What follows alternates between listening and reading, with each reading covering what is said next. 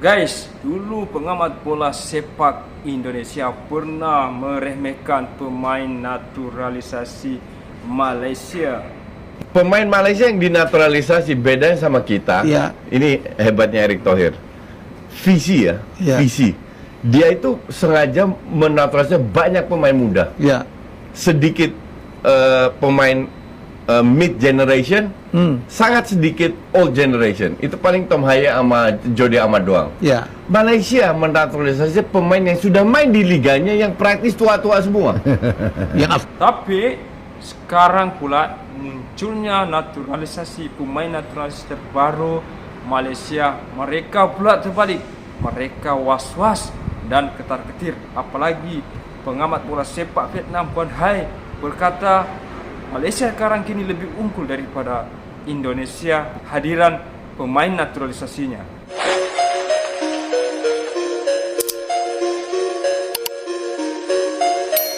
Are you ready? Yeah, I'm ready. Jump!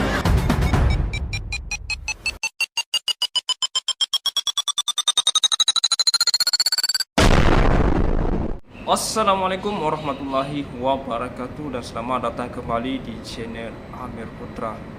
Hai guys, apa kabar semuanya? Alhamdulillah, semoga sahabat dimanapun berada dalam keadaan sihat-sihat walafiat. Amin.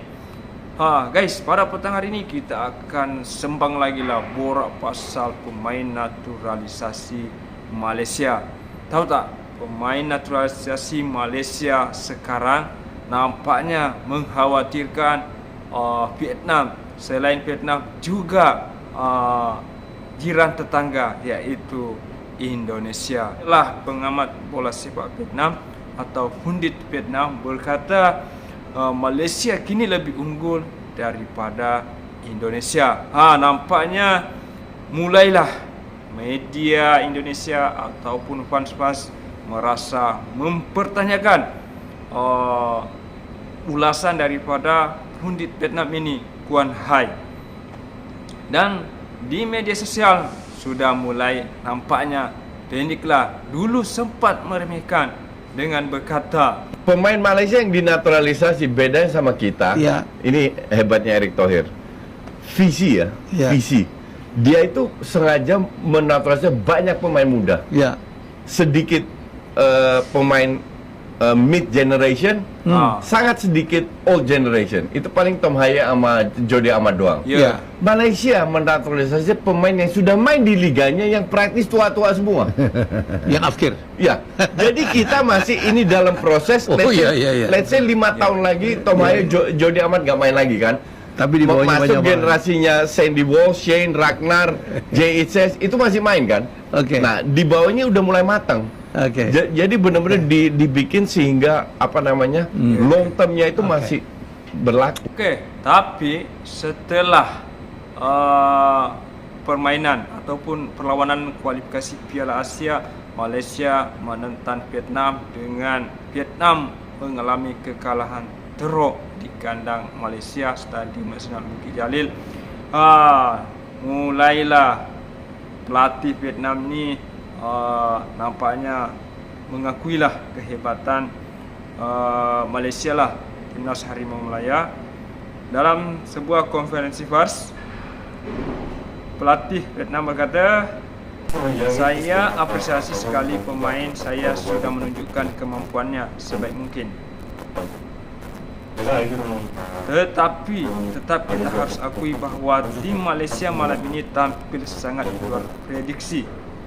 Mungkin ada tambahan naturalisasi yang menurut saya sangat hebat dan berkualitas sekali. Oke, itulah komen daripada pelatih Vietnam setelah kalah teruk 4-0.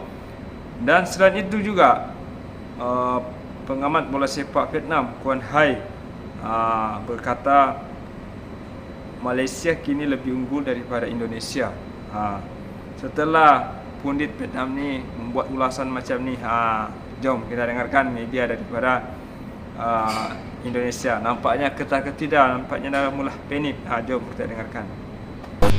Pundit Vietnam, nilai timnas Indonesia tak akan mampu bersaing dengan skuad Malaysia sekarang. Pundit Vietnam Quang Huy tak menyangka tim nasionalnya kalah telak dari Malaysia, ia menilai skuad Malaysia saat ini sangat kuat, bahkan bisa membuat timnas Indonesia kesulitan. Timnas Malaysia diperkuat sejumlah pemain naturalisasi baru yang berasal dari Amerika Latin seperti Argentina dan Brasil hingga Sapnyol. Ia menilai Malaysia sangat kuat dengan diperkuat sejumlah pemain baru di atas. Quang Huy menjelaskan bahwa Vietnam butuh tekanan akan tidak tertinggal jauh dengan Indonesia dan saat ini Malaysia. Bahkan Quang Huy menilai timnas Indonesia tak mampu bersaing dengan skuad Malaysia sekarang ini. Jika Malaysia melawan Indonesia, saya merasa Indonesia tidak akan mampu bersaing. Ujarnya, Malaysia memiliki pemain yang lebih baik dan bermain sepak bola yang sangat langsung dengan gaya Eropa. Lebih lanjut, fenomena pemain naturalisasi di sejumlah tim Asia Tenggara membuatnya bingung. Ia tak memungkiri ada rasa khawatir terkait latar belakang pemain yang tak jelas. Sejujurnya, FIFA mungkin tidak dapat membayangkan bahwa naturalisasi akan terjadi secara besar-besaran dan sekarang hanya generasi F3 dan F4 yang dapat dinaturalisasi, kata Quang Huy. Ada kasus-kasus di mana latar belakangnya tidak jelas, tetapi hanya mengklaim sebagai orang Malaysia saja sudah cukup. Situasi ini sangat mengkhawatirkan.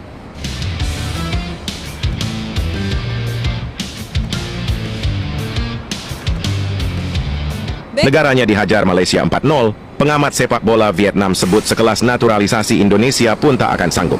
Timnas Malaysia benar-benar menunjukkan perkembangan luar biasa berkat pemain naturalisasinya. Melihat permainan Malaysia yang sangat gila, pengamat sepak bola Vietnam Quang Huy tak habis pikir dan terkejut dengan kualitas para pemain naturalisasi Malaysia. Quang Huy bahkan menyebut jika sekelas Indonesia dengan pemain naturalisasi juga tak akan mampu menandingi kekuatan Malaysia sekarang. Malaysia sendiri membawa 15 pemain naturalisasinya saat melawan Vietnam. Iran ada Ole Romane, kita ada Rodrigo Holgado. Apa benda ni weh? Breaking news, Harimau Melaya bakal dapat pemain warisan baru dan ini abang sangat excited bro. Memperkenalkan Rodrigo Holgado, striker berbisa yang bermain untuk klub Amerika di Cali yang menduduki tempat pertama dalam Liga Utama Colombia. Pemain berusia 29 tahun ini dilahirkan di Argentina dan mempunyai darah Malaysia dari neneknya. Jangan risau, ini confirm bukan scam. Sekarang tunggu dapat pasport je, boleh terus masuk skuad Harimau Melaya bantai Vietnam. Gaya permainan Holgado ni sangat meyakinkan dan akan menaikkan kualiti serangan kita. Biasanya dia main sebagai striker utama tapi boleh juga digunakan sebagai false nine dalam sistem dua penyerang. Ngam bila Bergson masuk nanti. Holgado mempunyai ciri-ciri klasik target man dan sangat bahaya dalam kotak penalti. Naluri striker tinggi dan finishing dia clinical babe, serta boleh guna dua belah kaki. Dalam 10 game yang dia start musim ini, member dah skor 7 biji gol dan beri 2 assist. Walaupun ketinggian dia agak sederhana, tapi aerial duel Holgado bagus dan sering menang bola tinggi bila lawan dengan defender. Ada lagi, Hola play solid, fizikal keras serta agresif dan work rate dia tinggi. Ini jenis member yang rajin berlari. Perfect untuk Harimau Melaya. Macam mana geng? Apa pendapat kamu tentang pemain warisan baru kita dan korang rasa ada orang dah start ketar-ketir tak? Komen kat sini.